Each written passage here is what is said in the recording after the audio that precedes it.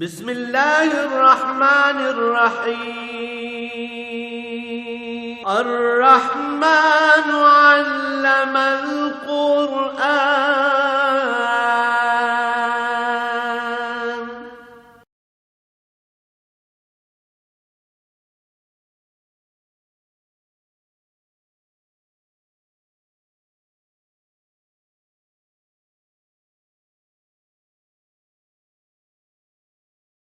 الحمد للہ رب العالمین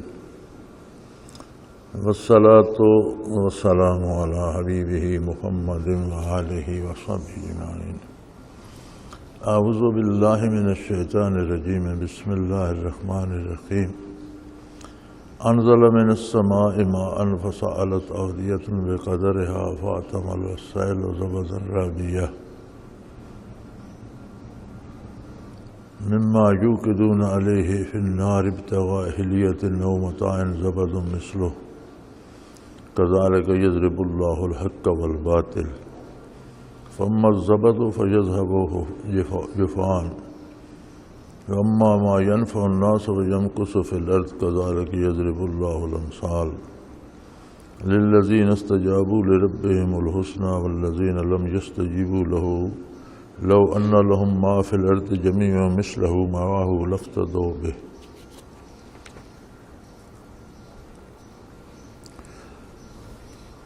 اولئک لهم سوء الحساب ومأواهم جہنم وبئس المہاد۔ افمن يعلم انما انزل اليك من ربك الحق كمن هو اعمى انما يتذكر اولو الالباب الذين يوفون بعهد الله وينقضون الميثاق والذين يصلون ما امر الله به ان يوصل ويخشون ربهم ويخافون سوء الحساب والذين صبروا ابتغاء وجه ربهم واقاموا الصلاة وانفقوا مما رزقناهم سرا وعلانية ويدرؤون بالحسنة السيئة اولئك لهم عقبى الدار جنات عدن يدخلونها ومن صلح من آبائهم وازواجهم وذرياتهم والملائکۃ یدخلون علیہم من کل باب سلام علیکم بما صبرتم فنعم عقبی الدار۔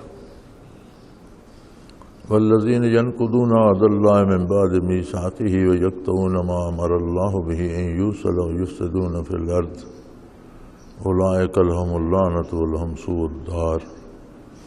اللہ یبسط الرزق لمن یشاء ویقدر وفرحوا بالحیات الدنیا وما الحیات الدنیا فی الآخرۃ الا متاع۔ اللہم سبحانک لا علم لنا الا ما علمتنا انک انت العلیم الحکیم۔ مولایا صلی وسلم دائما ابدا علی حبیبک خیر الخلق کلہم۔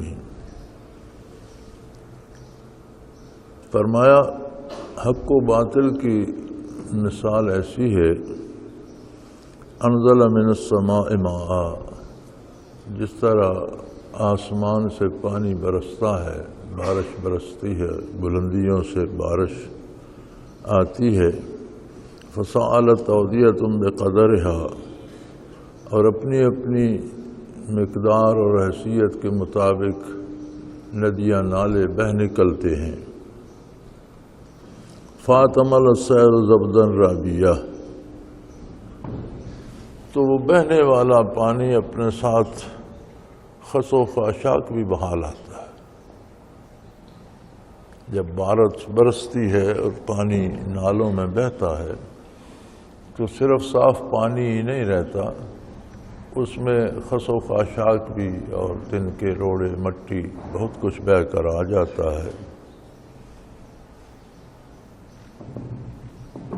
اسی طرح جب آپ زیورات بناتے ہیں، سونے چاندی کو آگ میں گلاتے ہیں، مما یوقدون علیہ فی النار ابتغاء حلیۃ، جب زیور بنانے کے لیے آپ مختلف ذاتوں کو گلاتے ہیں، او متاع زبد مثلہ، تو ان پر بھی ایسا ہی میل اوپر آ جاتا ہے۔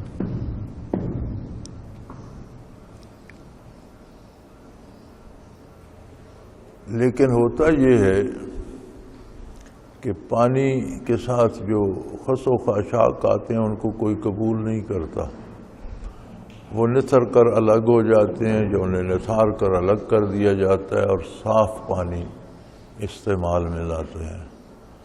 اسی طرح جب دھاتوں کو گلاتے ہیں تو ان پر بھی میل آ جاتا ہے، اس میل کو اتار کر پھینک دیتے ہیں اور صاف دھات کو استعمال میں لاتے ہیں۔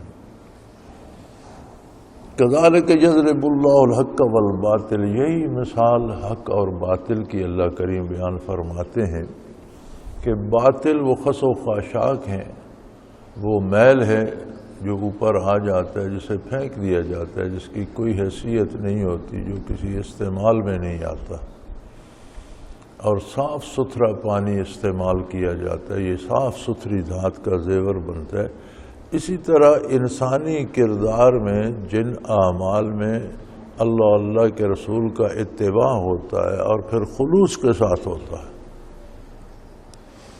اللہ کریم کے حکم میں یا نبی کریم صلی اللہ علیہ وسلم کے ارشاد میں اگر آپ نے کوئی رسم رواج ملا دیا تو وہ قابل قبول نہیں ہے، وہ پھینک دینے کے قابل ہے، اس کا آخرت کو کوئی اجر نہیں ملے گا۔ جس طرح آپ خس و خاشاک کو پھینک دیتے ہیں اس طرح اسے پھینک دیا جائے گا، یا جس طرح دھات گلاتے ہیں تو اس پر اوپر جو میل آ جاتا ہے، جس طرح آپ پھینک دیتے ہیں۔ جب اعمال کی جانچ ہوگی تو رسومات و رواجات اور انسان کی بنائی ہوئی طرز عمل کو اسی طرح پھینک دیا جائے گا، اس کی کوئی حیثیت نہیں ہوگی۔ اور حق وہ کھرا پن ہے، جس طرح آپ اپنے استعمال کے لیے اچھا پانی، صاف پانی نکال لیتے ہیں، اسی طرح آپ کے اعمال میں جو کھرا پن ہوگا وہ آپ کے کام آئے گا، اس پر آپ کو اجر ملے گا۔ فَأَمَّا الزَّبَدُ فَيَذْهَبُ جُفَاءً، ہمیشہ میل کچیل جاگ کو اتار کر پھینک دیا جاتا ہے۔ تو یہ آپ کا اپنا طرز عمل ہے، آپ کسی میل کچیل کو اس میں پسند نہیں کرتے، پانی میں خس و خاشاک کو پسند نہیں کرتے، تو اللہ کریم اعمال میں جو ملاوٹ ہوتی ہے یا خلوص کی کمی ہوتی ہے یا رسومات مل جاتی ہیں، اس کو کیسے قبول فرمائیں گے؟ اس کی کوئی حیثیت نہیں رہے گی۔ وَأَمَّا مَا يَنْفَعُ النَّاسَ فَيَمْكُثُ فِي الْأَرْضِ، روئے زمین پر یہ طریقہ کار ہے کہ جو چیز انسان کے لیے نافع ہے، مفید ہے، وہ باقی رکھی جاتی ہے، جو زائد چیزیں اس میں مل جاتی ہیں وہ ضائع کر دی جاتی ہیں، ان سے جان چھڑا لی جاتی ہے، کیونکہ کوئی ان کی قیمت بھی نہیں بنتی، محض پھینک دی جاتی ہیں۔ کذالک یضرب اللہ الامثال، اللہ اس طرح مثال دے کر بات کو واضح فرما دیتے کہ آپ میں سے کوئی صاحب خرد گندے یا خراب پانی کو استعمال کرنے کی کوشش نہیں کرتا، گندی یا میلی کچیلی یا کھوٹ والی دھات کی قیمت نہیں ہوتی جب تک وہ اس سے میل کچیل الگ نہ کر دیا جائے۔ تو اپنا عقیدہ اور اپنے کردار کو آپ گدلا کریں گے، خراب کریں گے تو وہ اصل کو بھی لے ڈوبے گا، جب تک اس میں کھرا پن نہ ہو۔ اور کھرا پن ایک تو یہ ہے کہ اللہ کا حکم ہو، دوسرا یہ ہے کہ اس کا طریقہ وہ ہو جو نبی کریم صلی اللہ علیہ وسلم نے سکھایا ہے، تیسرا یہ ہے کہ بندہ اپنے خلوص سے کرے۔ یہ تین راستے ہیں، کسی میں میل کچیل نہیں آنا چاہیے۔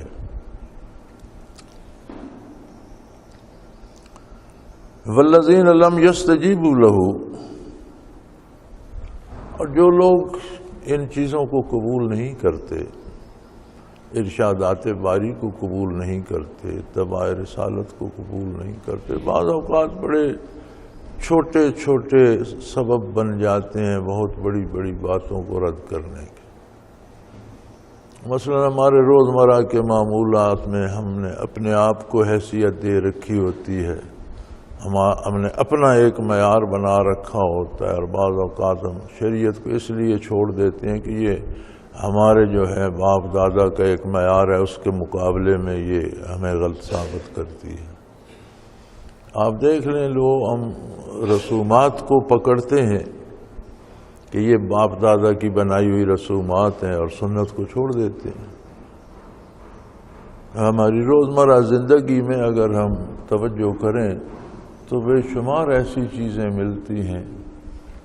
اگر کوئی بندہ فوت ہو جاتا ہے تو مرنے والے کو تو اللہ کی رحمت اور بخشش چاہیے، لیکن جو وارث پیچھے رہ جاتے ہیں ان کا ایک معیار ہوتا ہے،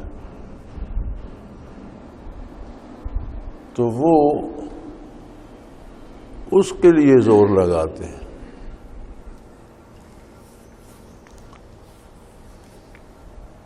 ہمارے ہاں ہمارے گاؤں میں ایک دفعہ ایک ہمارا عزیز فوت ہو گیا،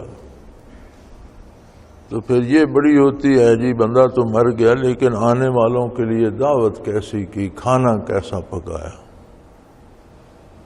حالانکہ شرعی طریقہ یہ ہے کہ اگر کوئی اس طرح کا حادثہ ہو گیا تو اس کے آخر مہمان دور سے آتے ہیں، انہوں نے کھانا بھی کھانا ہوتا ہے۔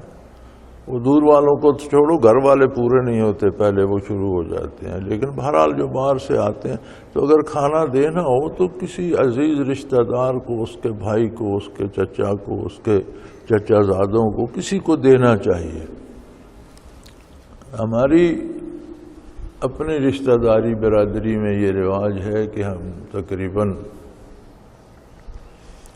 خاندان کا ہر فرد اپنی طرف سے مہمانوں کو کھانا دیتے ہیں اور کئی دن تک اس کا سارا بوجھ وہ بانٹ لیتے ہیں۔ لیکن اگر اسی کے مال سے کھانا دیے جائے تو وہ حلال نہیں ہوتا، کیونکہ اس کی وراثت اس کی ختم ہو گئی، وارثوں کو ہو گئی، تقسیم نہیں ہوئی، وارثوں کو ملی نہیں، آپ اس میں سے کھانا دے رہے ہیں، وہ ناجائز ہے، حرام ہے۔ وارثوں پہ تقسیم ہوگی، ہر وارث کو اپنا حصہ ملے گا، پھر کوئی وارث اپنے حصے سے دے تو الگ بات ہے۔ میت پڑی ہے، تقسیم کس نے کی؟ تو اسی پیسے سے شروع ہو جاتے ہیں۔ تو ایک میری عادت تھی، جب اس طرح کا کوئی واقعہ ہوتا قبرستان پہ جنازہ پڑھنے کے بعد، اگر قبر کی تیاری میں 10-15 منٹ 20 منٹ دیر ہوتی تو میں کچھ بیان کرتا رہتا، لوگ بیٹھے رہتے، پھر جب دفن کرنے میں بھی آدھا گھنٹہ لگ جاتا ہے، تو بجائے گپیں ہانکنے کے کوئی دینی بات ہوتی رہتی۔ اسی طرح ایک فوتیدگی ہو گئی تو ہمارے ایک چچا مرحوم تھے، رشتے کے چچا تھے، فوت ہو گئے، تو انہوں نے کہا جی میت دفن ہو گیا، فارغ ہو گئے ہیں، دعا کرائیں لوگوں سے اور لوگوں کو کہیں کھانا کھا کر جائیں۔ تو میں نے اعلان کر دیا بھئی یہ کھانا ہے تو شرعاً حرام، کھا کر جائیے گا۔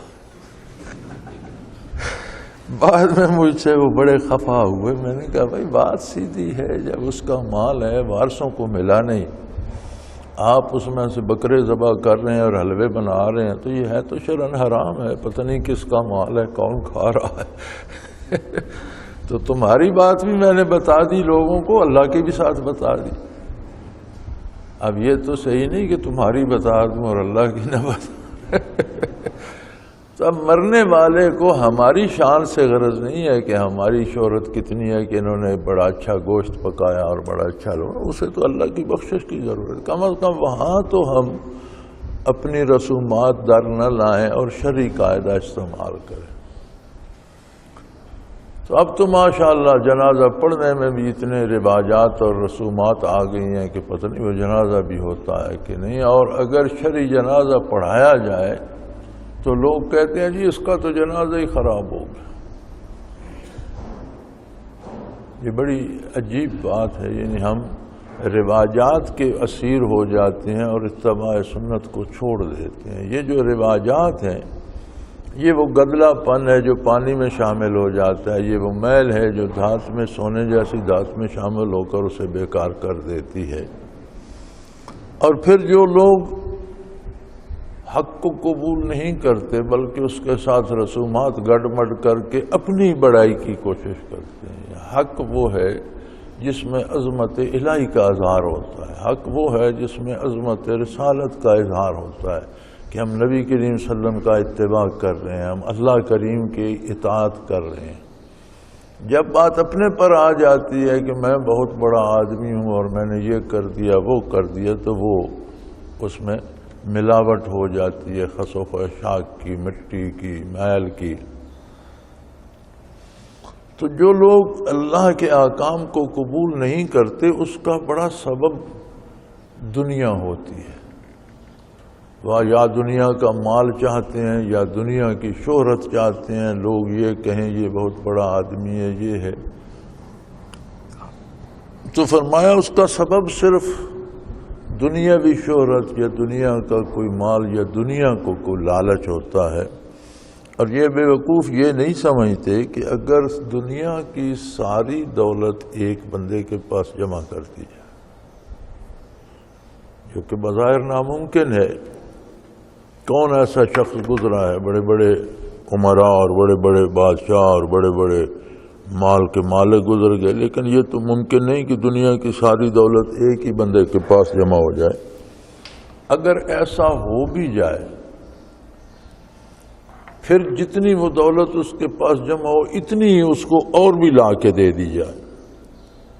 دنیا میں جتنی دولت کی نام کی چیزیں ہیں، ہیرے ہیں، جواہرات ہیں، سونا ہے، چاندی ہے، جتنی قیمتی سکے ہیں، پیسے ہیں، سارے ایک بندے کو دے دیے جائیں اور اتنے اور لا کے اسے دے دیے جائیں، وہ اس کی نجات کا سبب نہیں بن سکتے۔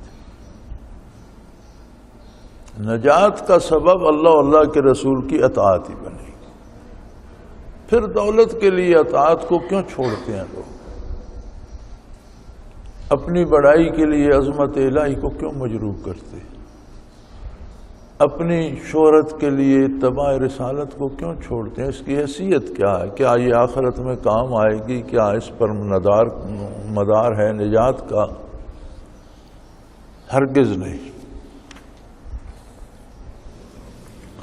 بلکہ فرمایا ایسے لوگوں کا تو حساب بہت سخت ہو جائے گا، بہت مشکل پڑ جائے گی، اور انجام کار ان کا ٹھکانہ دوزخ ہوگا۔ وماواہم جہنم۔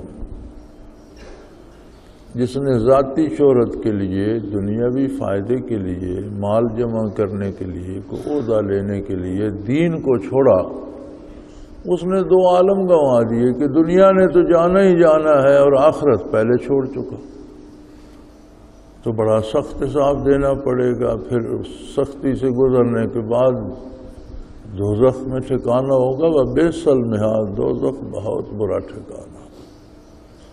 اللہ کی پناہ مانگنا چاہیے، بہت برا ٹھکانہ ہے۔ بڑی عجیب بات ہے، اس آیہ کریمہ سے بھی ظاہر ہے کہ لوگ دین جو ہے جسے چھوڑتے ہیں یہ آسان ہے، کیونکہ دین میں ہر کام کو کرنے کا صحیح طریقہ اللہ نے بتایا، اور کسی کی بھی کام کو کرنے کا جو صحیح طریقہ ہوتا ہے وہ آسان ہوتا ہے۔ جب ہم اسے غلط انداز سے کرنا چاہتے ہیں تو مشکل تب بنتی ہے۔ تو گویا اطاعت الہی آسان ہے، نافرمانی مشکل ہے۔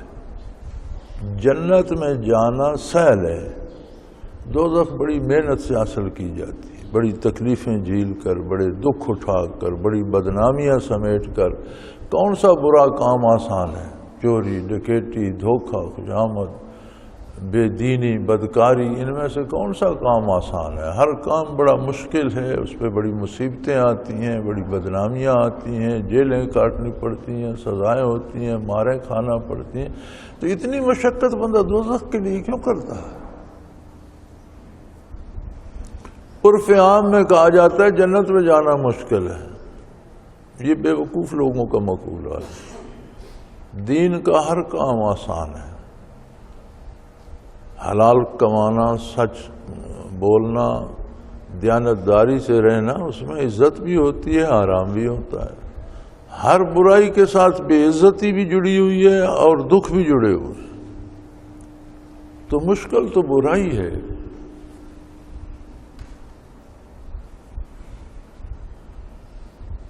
فرمایا افمن یعلم انما انزل الیک من ربک الحق کمن هو اعمی۔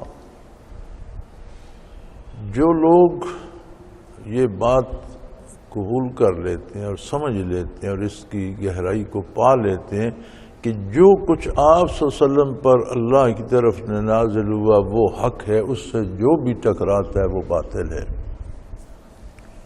وہ اس طرح نہیں ہو سکتا جس طرح اندھے لوگ ہوتے ہیں۔ اللہ کریم کا ارشاد ہے کہ جو لوگ حق کو نہیں سمجھتے، اتنے دلائل ہیں حق کے کہ اگر وہ اپنی بصارت کو استعمال کریں تو انہیں حق نظر آ جائے، لیکن یہ تو اندھے ہیں، بصارت کو استعمال ہی نہیں کرتے۔ اللہ نے انہیں نگاہ دی ہے، یہ اس سے حق اور باطل میں تمیز نہیں کرتے، دیکھتے نہیں ہیں۔ تو جس آدمی کی آنکھیں درست بھی ہوں لیکن وہ دیکھ نہ رہا ہو، آنکھوں پر پٹی باندھ لے تو اندھا ہی ہوگا۔ تو جو شخص یہ جانتا ہے کہ اللہ کریم کی طرف سے آپ پر جو کچھ نازل ہوا وہ حق ہے، وہ اندھوں کی طرح تو نہیں ہو سکتا۔ جو یہ حقیقت بھی نہیں جانتے، ان کی بصارت اور بصیرت کا کیا فائدہ، وہ تو اندھے ہیں۔ انما یتذکر اولو الالباب، ہمیشہ صاحب خرد ہی نصیحت حاصل کرتے ہیں، یعنی نصیحت حاصل کرنا اور نیکی کو سمجھنا یہ دلیل ہے عقل مندی کی۔ ہم تو یہ سمجھتے ہیں نا کہ جس نے بڑی دولت جمع کر لی، جھوٹ بول کر کی، فراڈ کر کے کی، رشوت لے کر کی، چوری کر کے کی، بڑی دولت یہ بڑا عقل مند ہے۔ فرمایا نہیں، کیا عقل مند ہے؟ آخرت اس نے برباد کر دی، دولت چھوڑ کے مر جائے گا، تو کون سی دانش مندی ہے؟ یہ کون سی عقل مندی ہے؟ فرمایا دانش مند وہ ہے جو ارشادات پیغمبر صلی اللہ علیہ وسلم کو قبول کرتا ہے، ان پر عمل کرتا ہے اور انہیں اپنا حرز جاں بنا لیتا ہے۔ دانش مند ہیں کون؟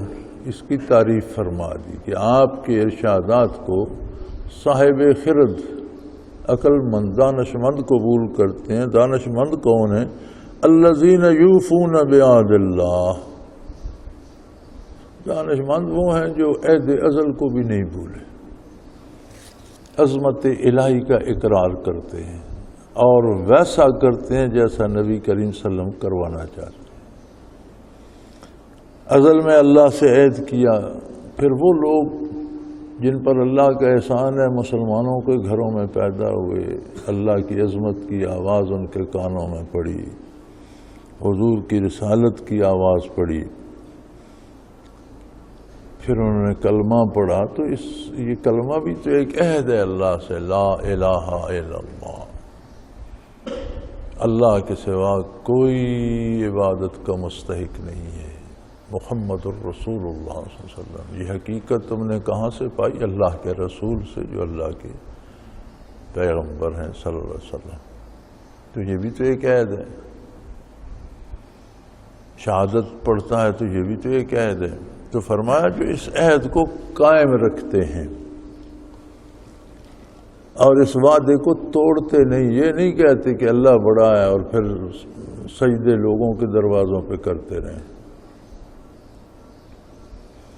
والذین یصلون ما امر اللہ بہ ان یوصل، اور جن رشتوں اور جن باتوں کو اللہ نے جوڑنے کا حکم دیا ہے انہیں جوڑتے ہیں، توڑتے نہیں، اور اس کے باوجود اللہ سے ڈرتے رہتے ہیں، یعنی نیکی کرتے ہیں پھر ڈرتے ہیں کہ کہیں مجھ سے کوئی کوتاہی نہ ہو گئی ہو، کہیں میرا خلوص اس پائے کا نہ ہو جس پائے کا خلوص بارگاہ الہی میں چاہیے، کہیں عمل میں مجھ سے کوئی کمی نہ رہ گئی ہو۔ نیکی کرتے ہیں اور ڈرتے ہیں۔ اور یہ بھی بڑی عجیب بات ہے کہ یہ خشیت الہی بھی نیکی سے نصیب ہوتی ہے۔ جو برائی کرتے ہیں وہ دلیر ہو جاتے ہیں، بے باک ہو جاتے ہیں، وہ برائی کر کے نہیں ڈرتے، گناہ کر کے، جرم کر کے، برائی کر کے بے فکر رہتے ہیں۔ اور جو نیکی کرتے ہیں، جو دانش مند وہ ہیں جو نیکی کرتے ہیں، اللہ کے رسول کے حکم کا اتباع اور اطاعت کرتے ہیں، اور پھر ڈرتے بھی ہیں کہ کہیں کوئی کمی نہ رہ گئی ہو۔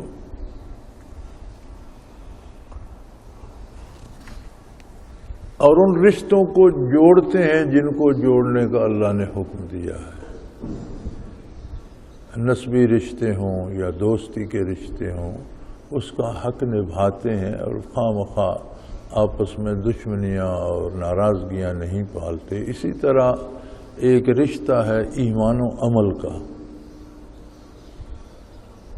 ہم دو طرح سے اس میں ابتلا میں گرفتار ہو جاتے ہیں۔ ایک تو یہ ہوتا ہے کہ ایمان لائے اور پھر اسے کافی سمجھ لیا، پھر عمل نہیں کیا۔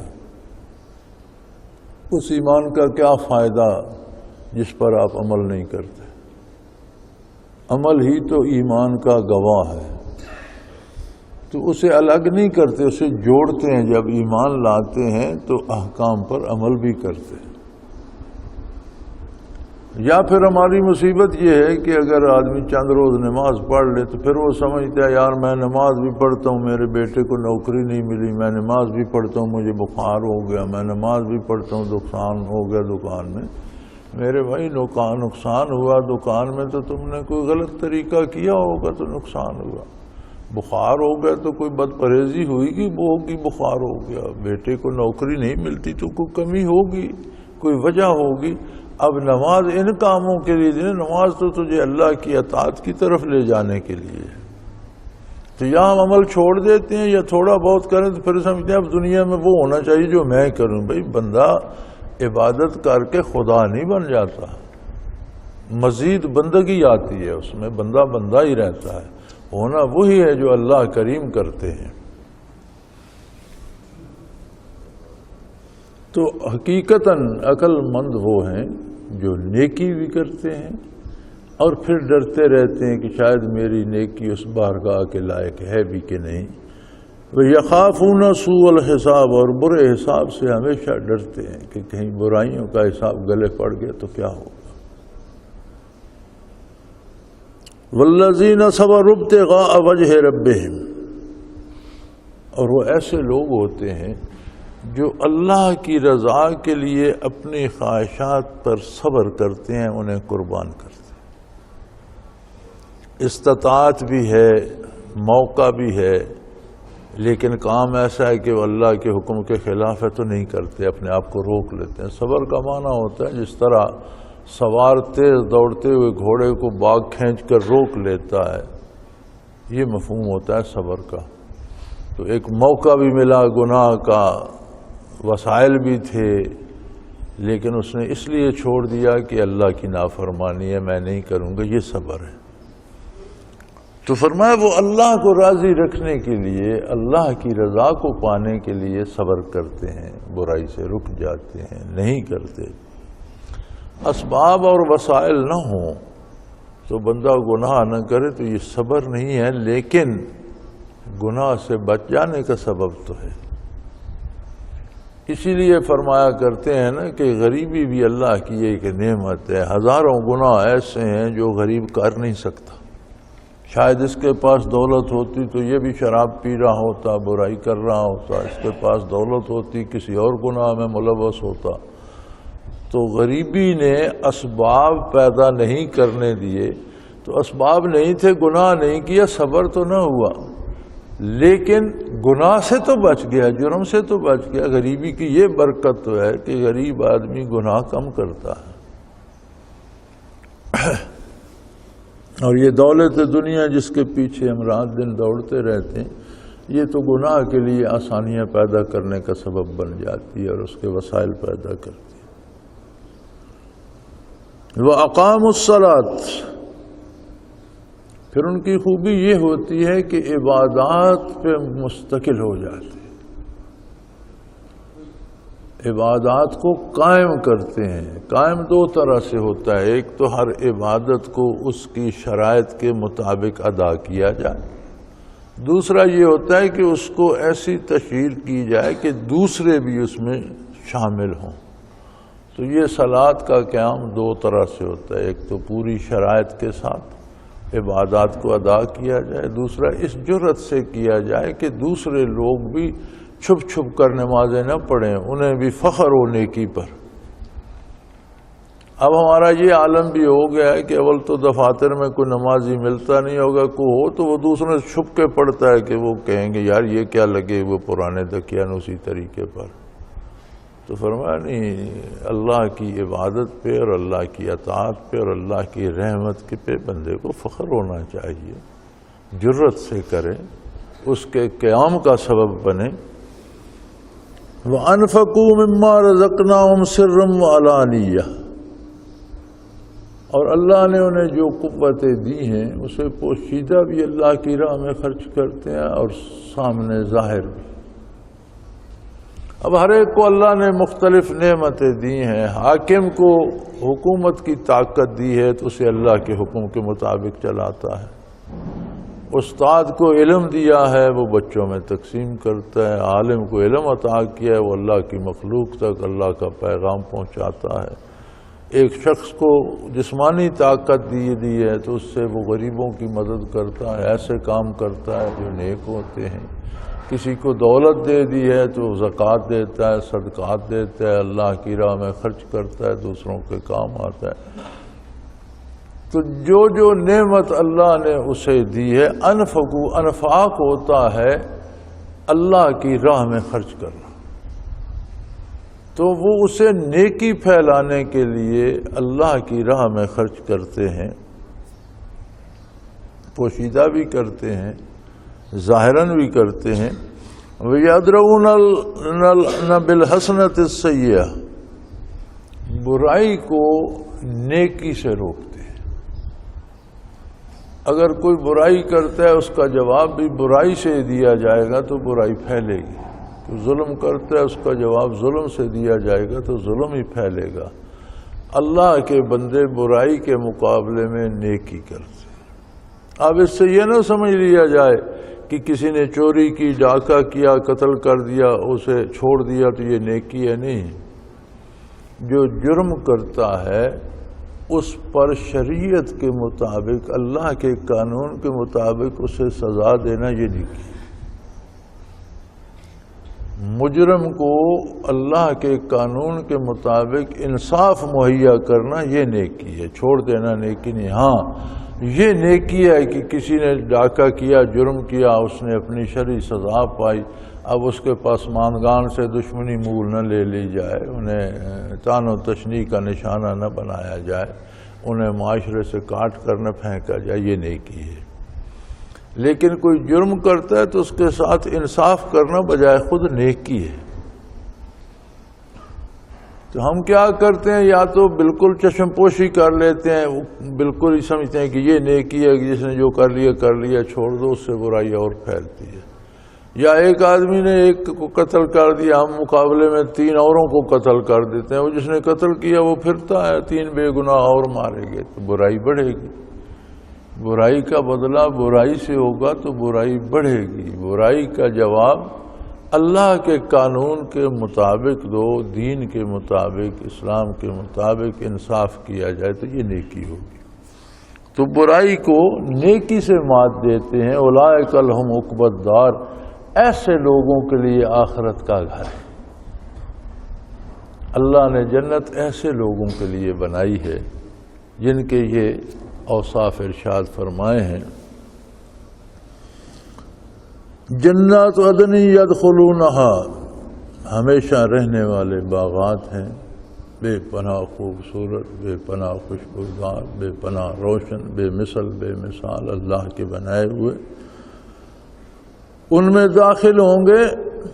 ومن صلح من آبائہم وازواجہم وذریاتہم، اور ایک ایک اللہ کا مقرب بندہ اس کے خاندان میں سے جو ایمان لے کر جائیں گے وہ اس کے آبا ہوں، والدین ہوں، اس کی بیویاں ہوں یا اس کی اولاد ہو۔ اگر ان کے اپنے اعمال کم بھی ہوں گے، تھوڑے بھی ہوں گے، تو انہیں اللہ کریم اس کے ساتھ رکھے گا، اس کی خوشی کے لیے ان کو بھی وہ منازل دے دے گا جن میں وہ مقیم۔ ایک شخص نے ساری زندگی بہت نیکی کی، اس کے درجات بہت بلند ہیں، اس کے والدین کا ایمان تو ہے، اعمال کم ہیں، ان کے درجات نیچے ہیں، یا اس کی بیویوں کے اعمال اس پائے کے نہیں، یا اس کی اولاد کے اعمال اس پائے کے نہیں، تو کوئی حرج نہیں، اس کی خوشی کے لیے اللہ ان سب کو بھی اس درجے پہ پہنچا دے گا۔ صاحب تفسیر مظہری یہ لکھتے ہیں اس جگہ کہ نبی صلی اللہ علیہ وآلہ وسلم کا مقام و مرتبہ یکتا ہے، کوئی آپ کا ثانی نہیں، جہاں آپ ہوں گے کسی کا وہ مرتبہ نہیں، لیکن اللہ کریم آپ کے آباء کو، آپ کی ازواج کو، آپ کی اولاد کو آپ کے پاس رکھے گا۔ ان کے اپنے منازل وہ نہیں ہے جو نبی صلی اللہ علیہ وسلم کے ہیں، لیکن آپ کی خوشی کے لیے آپ کے عزیزوں کو، بالخصوص ازواج مطہرات آپ کے ساتھ ہوں گی، آپ کی ذریت، حسنین کریمین، آپ کی بیٹیاں، آپ کی اولاد، آپ کے بیٹے جن کا دنیا سے وصال ہو گیا، سب آپ کے ساتھ آپ کے دولت قدے پہ ہوں گے۔ تو اسی طرح ایک ایک اللہ کا بندہ کتنے عزیزوں اور اہل خاندان کو ان عظمتوں پہ لے جانے کا سبب بن جائے گا۔ اور اللہ کتنا کریم ہے کہ اس نے فرمایا زندگی بھر مجھ سے حیا کیا، اب میں اس کی خواہشات کا حیا لحاظ کروں گا۔ یہ اپنے والدین کو، اپنی اولادوں کو، اپنی بیویوں کو اپنے پاس دیکھ کر خوش ہوگا، تو ان کا یہ مقام و مرتبہ نہیں، لیکن میں ان کو اس کے ساتھ رکھوں۔ ہاں یہ یاد رہے کہ مومن اور کافر میں کوئی رشتہ نہیں رہتا، وہ خواہ والدین ہوں یا بیویاں ہوں یا اولاد ہوں۔ کفر ایسی مصیبت ہے کہ کافر کا اور مومن کا کوئی رشتہ نہیں۔ جو ایمان لے کر جائیں گے ان کو یہ نعمتیں نصیب ہوں گی۔ والملائکۃ یدخلون علیہم من کل باب، جنت میں تو ہر دروازے سے ان کے فرشتے خادم ہوں گے، ہر دروازے پہ فرشتے کھڑے ہوں گے، جو چیز چاہیے ہوگی لا کر دیں گے، اور قدم قدم پر یہ عرض کریں گے سلام علیکم بما صبرتم فنعم عقبی الدار، اللہ کی سلامتی ہو تم پر، جس طرح تم نے دنیا پر صبر کر کے اللہ کی اطاعت کی، اور دیکھ لو آخرت کا گھر کتنا خوبصورت، کتنا مزیدار، کتنا اچھا ہے۔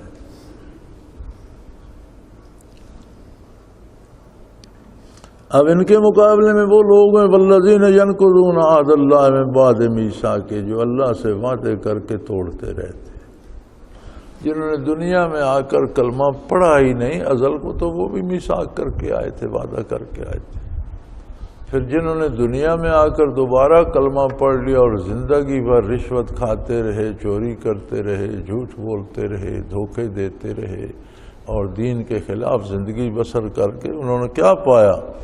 وَيَقْطَعُونَ مَا أَمَرَ اللَّهُ بِهِ يُوصَلَ، جن چیزوں کو اللہ جوڑنے کا حکم دیتا ہے انہیں یہ توڑتے رہے، جن کاموں کو کرنے کا حکم دیتا ہے انہیں چھوڑتے رہے، اور جن سے روکتا ہے وہ کرتے رہے۔ تو اس کا نتیجہ کیا ہوتا ہے؟ وَيُفْسِدُونَ فِي الْأَرْضِ، ہر بندے کی برائی دنیا میں فساد پیدا کرتی۔ حضرت ابو ہریرہ رضی اللہ تعالیٰ عنہ کی ایک روایت ہے، آپ فرماتے ہیں کہ جنگل میں کسی چڑیا کے انڈے اگر گیدڑ کھا لیتا ہے تو دراصل کسی انسان کے گناہ کا اثر ہوتا ہے، یعنی جب ہم برائی کرتے ہیں تو روئے زمین پر کہیں نہ کہیں فساد پیدا ہوتا ہے، چھوٹا ہوتا ہے، بڑا ہوتا ہے، زیادہ ہوتا ہے۔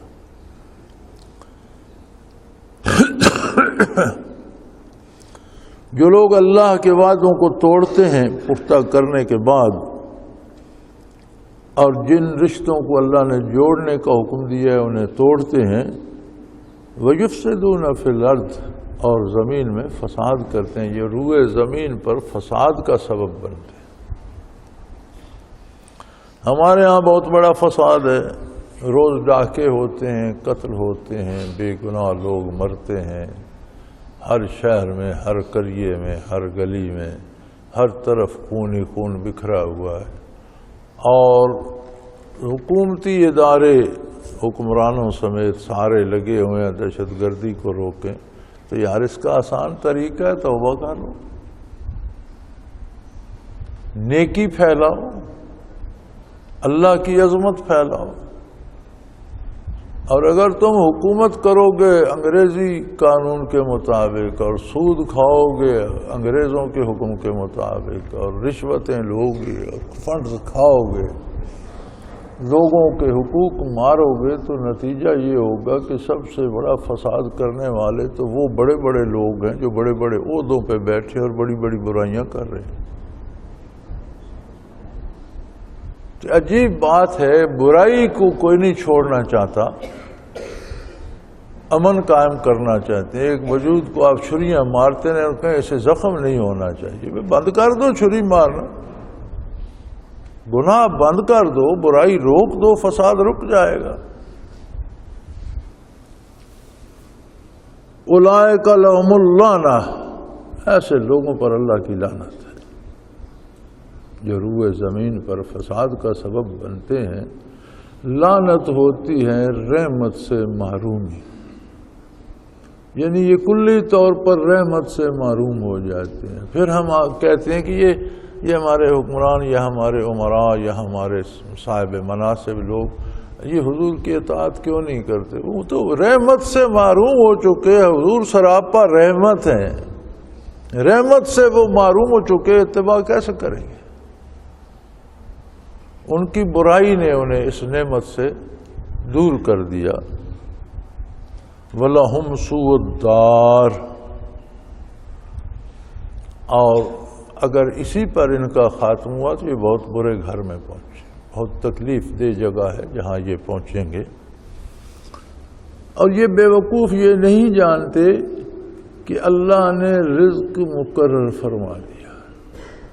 ایک شخص کھربوں روپے جمع کر لے، اس کے وجود کا حصہ وہی بنے گا جو اللہ نے مقرر کر دیا، اور وہ ایسا بے نیاز ہے۔ بہت مدت کی بات ہے، ایک دفعہ ہمارا جو سٹاف کالج ہے آرمی کا کوئٹہ، اس میں تب تک وہ مسٹر فورڈ زندہ تھا، امریکن، جس نے فورڈ گاڑیوں کا کارخانہ جس کا تھا۔ میرے خیال میں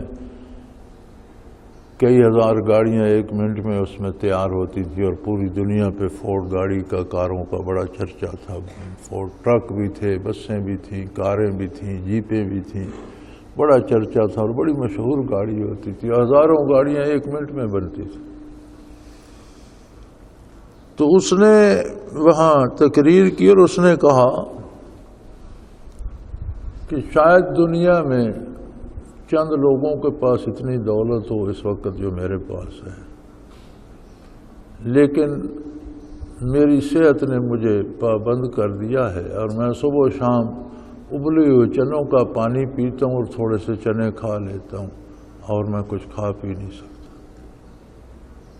اس قادر کا نظام دیکھیں کہ آپ لوٹ لوٹ کر جمع کرتے رہیں گے، آپ کا حصہ تو وہی ہے جو اس نے مقرر کر دیا کہ یہ تمہارے وجود کا حصہ بنے گا، باقی پتہ نہیں کس لیے جمع کر رہے ہو، کون کھائے گا، کہاں جائے گا، چھوڑ کے مر جاؤ۔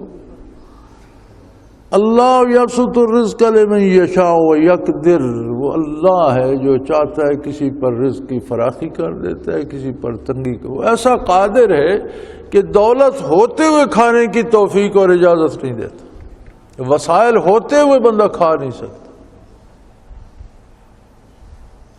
اور ایسا کریم ہے کہ جسے چاہتا ہے جتنا اس کھانا دے دیتا ہے۔ یہ تو مقدر ہے، ہر جسم کے ذرات گنے ہوئے ہیں، تقسیم شدہ ہیں، اور مرنے تک اس پر پہنچتے رہیں گے۔ وَفَرِحُوا بِالْحَيَاةِ الدُّنْيَا، دنیا کا مال دولت، دنیا کے عہدے، دنیاوی باتیں دیکھ کر پسر جاتے ہیں اور بڑے خوش ہو جاتے ہیں۔ وَمَا الْحَيَاةُ الدُّنْيَا، اور دنیا کی زندگی ہے کیا، اس کی حیثیت کیا ہے؟ فِي الْآخِرَةِ، اور پھر آخرت کے مقابلے الا متاع، بہت تھوڑی، کوئی قابل ذکر اس کی حیثیت ہی نہیں، اس کی اتنی حیثیت بھی نہیں کہ اسے ذکر کیا جائے۔ اب کسی کو کہا جائے کہ یہ کام آپ کا میں 80 سال بعد کروں گا تو اس کا دماغ چکرا جاتا ہے کہ 80 سال بعد کون ہوگا کون نہیں ہوگا. تو اب جو لوگ 80 برس گزار بیٹھے ہیں وہ پیچھے دیکھیں تو پتہ چلتا ہے کل کی بات. کل ہم سکول میں تھے، کل ہم دوڑتے بھاگتے تھے، کل فلاں سے یہ کیا، کل وہ خریدا وہ بیچا، پل بھر میں گزر گئے. مستقبل کی بات کریں تو بڑے لمبے لگتے ہیں. ماضی کو دیکھیں تو بزرگ اپنے ماضی کو دیکھیں تو ماں باپ کی گود میں کھیلنا لگتا ہے کل کی بات ہے. بزرگ زندہ تھے، ہم ان کے پاس بیٹھے تھے، کھیلتے تھے، وہ تو پتہ ہی نہیں چلا گزر گیا وقت. تو آخرت نہ ختم ہونے والی ہے. دنیا کی حیثیت یہ ہے کہ چٹکی بچانے میں گزر جاتی ہے، اس کا آخرت سے کیا مقابلہ ہو ہی نہیں سکتا. وآخر دعوانا ان الحمد للہ رب العالمین. اللہ اللہ اللہ اللہ اللہ اللہ اللہ اللہ.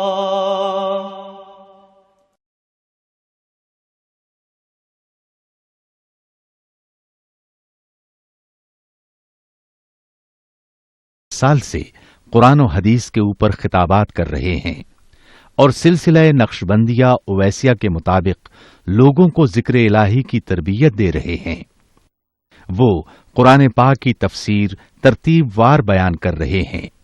تفسیر قرآن کو وہ موجودہ ملکی اور بین الاقوامی حالات کے مطابق بیان کرتے ہیں. موٹر وے سے کلر کہار کے انٹرچینج سے نکلتے ہوئے، کلر کہار کی جھیل سے ہوتے ہوئے میانی، بوچھال اور نور پور سے گزرتے ہوئے دارالعرفان منارہ پہنچ سکتے ہیں.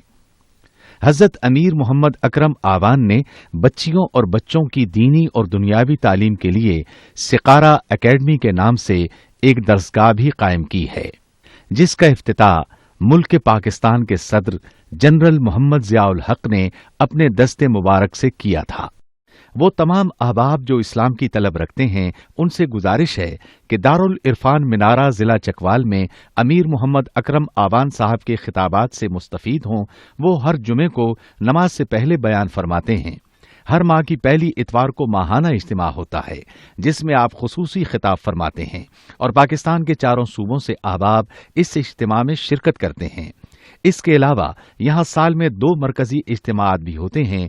ایک رمضان المبارک میں اعتکاف کا اجتماع اور دوسرا جولائی اور اگست میں 40 دن کا اجتماع ہوتا ہے جس میں روحانی تربیت کی جاتی ہے. اپنا خون سیماب دے کر اتنا ہم کر جائیں گے، نام آقا کا چمن میں پھر رقم کر جائیں گے.